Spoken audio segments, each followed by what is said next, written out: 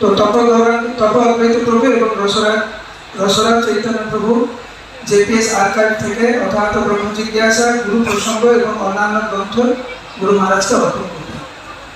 Hare Krishna. Our next speaker is His Grace Revati Raman Prabhu. আমাদের পরবর্তী বক্তা হচ্ছেন শ্রীপাদ রেবতী রমন প্রভু।